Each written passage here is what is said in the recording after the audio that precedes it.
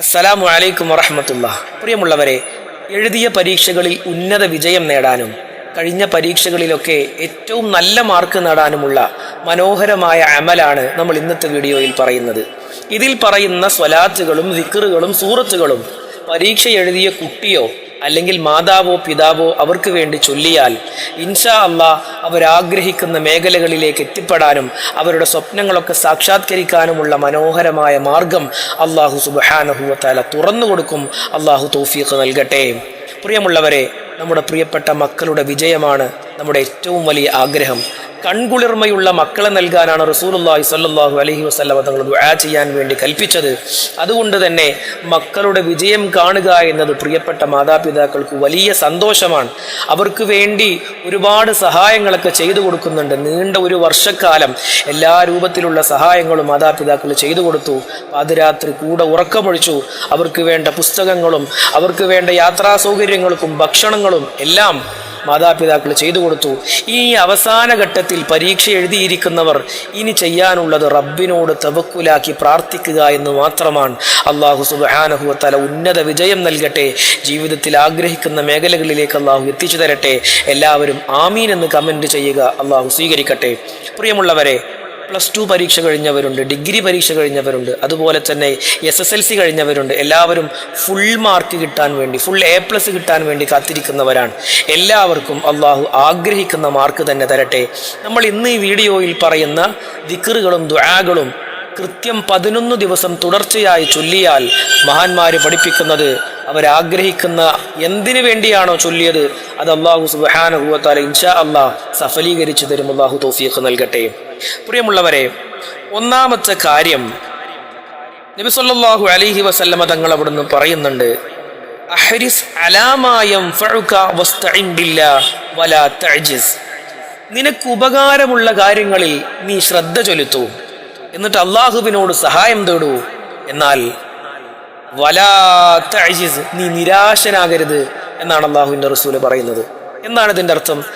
പരീക്ഷ എന്ന് പറഞ്ഞു കഴിഞ്ഞാൽ നമുക്ക് ഉപകാരമുള്ള കാര്യമാണ്. ജീവിതത്തിൻ്റെ ഒരുപാട് ലക്ഷ്യങ്ങളുണ്ട്. അതിലേക്ക് എത്തണമെങ്കിൽ പരീക്ഷകൾ എഴുതണം. ഈ പരീക്ഷകൾ എഴുതിയതിന് ശേഷം നമ്മൾ അള്ളാഹുവിനോട് സഹായം ചോദിക്കണം. വലാ തഅജിസ്, നിങ്ങൾ അള്ളാഹുവിൽ നിന്ന് ആശമുറിയരുത്. അള്ളാഹു സുബ്ഹാനഹു വ തആല തീർച്ചയായിട്ടും നിങ്ങളെ സഹായിക്കും. അള്ളാഹു തൗഫീഖ് നൽകട്ടെ. ഈ അമൽ ചെയ്യേണ്ട രൂപമാണ് നമ്മൾ പറയുന്നത്. ഒന്നാമത്തത് അന്നിയതു വത്തവക്കുലു അലല്ലാഹ്.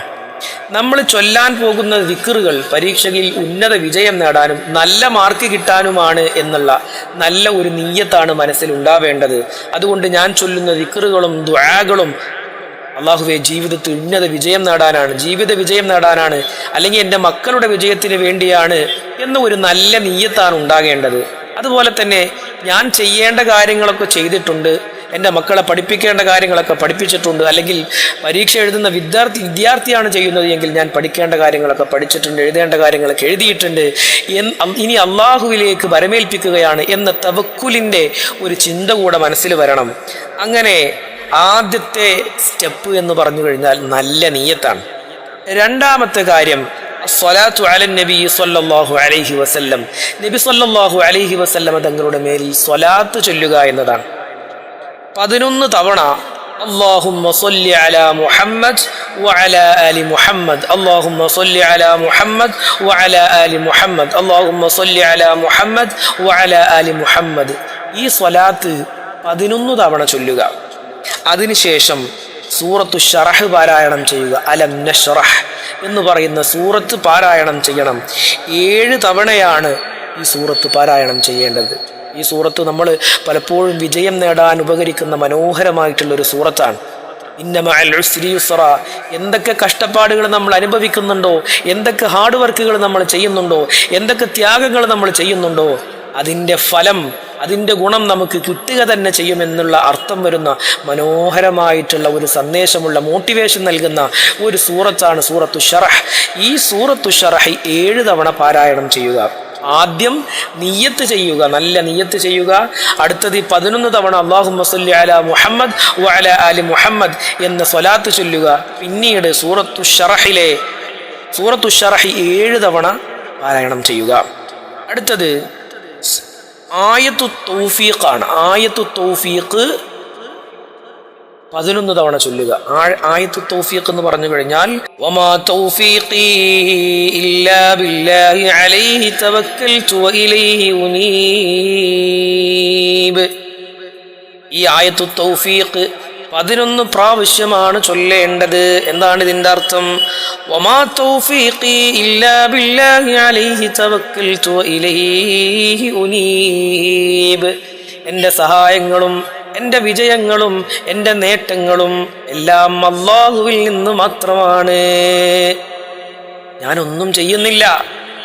ഞാൻ എന്തെങ്കിലും വിഷയം പഠിച്ച് പാസ്സാകുന്നുണ്ടെങ്കിൽ, പൂർണ്ണമായ വിജയം നേടുന്നുണ്ട് എങ്കിൽ, ഫുൾ A+ കിട്ടുന്നുണ്ട് എങ്കിൽ അത് എൻ്റെ കഴിവ് മാത്രമല്ല, അല്ലാഹു സുബ്ഹാനഹു വ തആല നൽകിയ വലിയ അനുഗ്രഹമാണ് എന്ന വിനയത്തിൻ്റെ തൗഫീഖിൻ്റെ ആയത്താണ് നമ്മൾ ഇനി ചൊല്ലേണ്ടത്.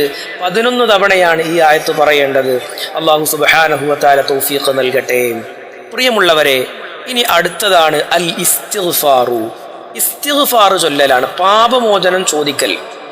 മഹാനായ നൂഹ് നബി അലൈഹിസ്സലാത്തു വസ്സലാമിന്റെ കഥയിൽ പറയുന്നുണ്ട്, വെള്ളമില്ല, ഭക്ഷണമില്ല, ജീവിക്കാനുള്ള മാർഗമില്ല, സമ്പത്തില്ല, ജോലിയില്ല, കടങ്ങളിലാണ് എന്ന് ആളുകൾ പരാതി പറയുമ്പോൾ നൂഹ് നബി അലൈഹിസ്സലാത്തു വസ്സലാം അവിടുത്തെ ജനതയോട് പറഞ്ഞത് എന്താണെന്നറിയോ? അള്ളാഹുവിനോട് നിങ്ങൾ പ്രാർത്ഥിക്കുന്നതിൻ്റെ മുമ്പ് ഇസ്തിഗ്ഫാർ ചൊല്ലൂ എന്നതാണ്. ഇസ്തിഗ്ഫാർ പാപം ചെയ്താൽ മാത്രം ചെയ്യുന്ന ഒരു കർമ്മമല്ല. അല്ലാഹു സുബ്ഹാനഹു വ തആല അവൻ്റെ അടിമകൾ അവനോട് ചെയ്യുന്ന ഒരു മനോഹരമായ വിനയത്തിൻ്റെ ആരാധനയാണ് ഇസ്തിഗ്ഫാർ എന്ന് പറഞ്ഞു കഴിഞ്ഞാൽ, പടച്ചോനെ എനിക്ക് പുറത്തു തരണേ അല്ലാ. ചെയ്യാത്ത പാപത്തിന് പോലും ഒരു മനുഷ്യന് റബ്ബിനോട് മാപ്പ് ചോദിക്കുക എന്ന് പറഞ്ഞു കഴിഞ്ഞാൽ ആരാധനയുടെ ഏറ്റവും അങ്ങേയറ്റത്തെ ഒരു പ്രകടനമാണ് ഇസ്തിഗ്ഫാർ എന്ന് പറഞ്ഞു കഴിഞ്ഞാൽ. ഇസ്തിഗ്ഫാർ അസ്തഗ്ഫിറുല്ലാഹൽ അദീം വ അതൂബു ഇലൈഹി. ഈ ഇസ്തിഗ്ഫാർ 100 വട്ടം ചൊല്ലുക. എങ്ങനെയാണ്? അസ്തഗ്ഫിറുല്ലാഹൽ അദീം വ അതൂബു ഇലൈഹി. അസ്തഗ്ഫിറുല്ലാഹൽ അദീം വ അതൂബു ഇലൈഹി. ഈ ഇസ്തിഗ്ഫാർ 100 വട്ടമാണ് ചൊല്ലേണ്ടത്. ഇങ്ങനെ ഇനി അടുത്തത് എന്താണ്? യാ ഫത്താഹു യാ അലീം. അള്ളാഹുവിൻ്റെ അസ്മാഉൽ ഹുസ്നയിൽപ്പെട്ട മനോഹരമായ 2 പേരുകളാണ് യാ ഫത്താഹ്, യാ അലീം. എല്ലാം അറിയുന്നവനെ, എൻ്റെ ഭാവി അറിയുന്നവനെ, ഞാൻ ആരാകുമെന്നറിയുന്നവനെ. അർച്ചോൻ അറിയാലോ, നമ്മുടെ പ്രിയപ്പെട്ട മക്കൾ ഇനി ഭാവിയിൽ ആരാണോ ആയിത്തീരാനുള്ളത് അത് അള്ളാഹ്ക്കറിയാലോ. അപ്പോൾ യാ അലീം, യാ അലീം, നമ്മൾ ഈ 2 പേരുകളും ചേർത്തുകൊണ്ട് യാ ഫത്താഹു യാ അലീം, യാ ഫത്താഹു യാ അലീം, യാ ഫത്താഹു യാ അലീം. സന്തോഷത്തിൻ്റെ മാർഗം തുറന്നു തരുന്നവനെ, ജീവിതത്തിൻ്റെ ഉപജീവന മാർഗം തുറന്നു തരുന്നവനെ. അങ്ങനെ അള്ളാഹുവിൻ്റെ അസ്മാഉൽ ഹുസ്നയിൽപ്പെട്ട ഈ 2 പേരുകൾ 100 തവണ, രണ്ടും ഒരുമിച്ച് യാ ഫത്താഹു യാ അലീം, യാ ഫത്താഹു യാ അലീം, യാ ഫത്താഹു യാ അലീം, ഇങ്ങനെ 100 തവണയാണ് ഈ 2 പേരുകളും പറയേണ്ടത്. എന്നിട്ട് അവസാനം നമ്മൾ ദുആയിരക്കണം. ഒരു പ്രത്യേക പ്രാർത്ഥന നമുക്കറിയില്ല എങ്കിൽ മലയാളത്തിൽ ദുആ ചെയ്താൽ മതി. പടച്ചവനെ, ഞാൻ പരീക്ഷ എഴുതിയിരിക്കുന്നു, എനിക്ക് ഉന്നത വിജയം നൽകണേ അല്ലാ, എല്ലാ വിഷയങ്ങളിലും ഫുൾ മാർക്ക് നൽകണേ അല്ലാ. പടച്ചവനെ, എനിക്ക് ജീവിതത്തിൽ ഇന്ന സ്വപ്നങ്ങളൊക്കെ ഉണ്ട്, ആ സ്വപ്നങ്ങളിലേക്ക് എന്നെ എത്തിച്ചു തരണേ അല്ലാ. അപ്പോൾ ഒന്നാമത്തെ കാര്യം എന്തായിരുന്നു?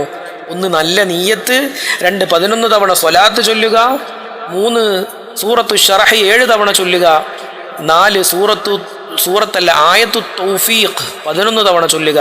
അതിനുശേഷം 100 തവണ ഇസ്തിഗ്ഫാർ ചൊല്ലുക. അതിനുശേഷം യാ ഫത്താഹു യാ അലീം എന്ന ദിക്ർ 100 പ്രാവശ്യം ചൊല്ലുക. അതിനുശേഷം ദുആയിരക്കുക.